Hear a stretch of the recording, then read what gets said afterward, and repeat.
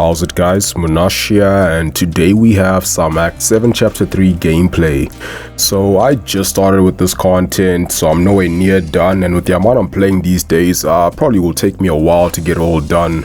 So I'm taking this path with Paradox, Block, and a bunch of other nodes I've never heard of before. I never really scouted the map, I just read the nodes on the first champ I saw and then picked a team for it.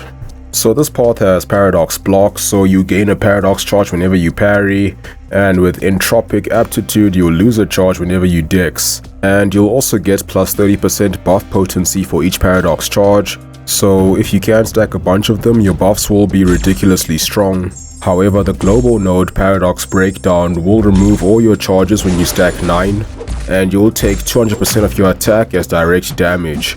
And you'll also get some reduced resistances for each Paradox charge by 5%, although I don't think that really mattered. And if you have less than 3 charges, whenever you hit the defender, you will get nullified. So ideally you want to use champs who can gain buffs quite easily, because there's also Pumping Iron, so the defender takes 60% less damage while the attacker has no buffs, and that amount is reduced by 20% for each buff you have. So I mostly went with champs who benefit from buffs and who can stack a lot of them quite easily. And some of these fights were really fun, like the ones with CGR, because of the buff potency. It's like he's on steroids, and that's quite crazy to think about considering how strong he already is. Although some of the fights were not very smooth in terms of gameplay because of the nodes, and me trying to manage my charges pretty effectively, making sure I always have more than 3 if I want to get buffs, and keeping it below 8 to be safe so I don't accidentally parry and take some annoying damage. But overall, a pretty well designed path in my opinion. I used a bunch of different champs for variety and fun, and then for the boss I picked Ultron or Ultron, who I brought in Sorcerer for.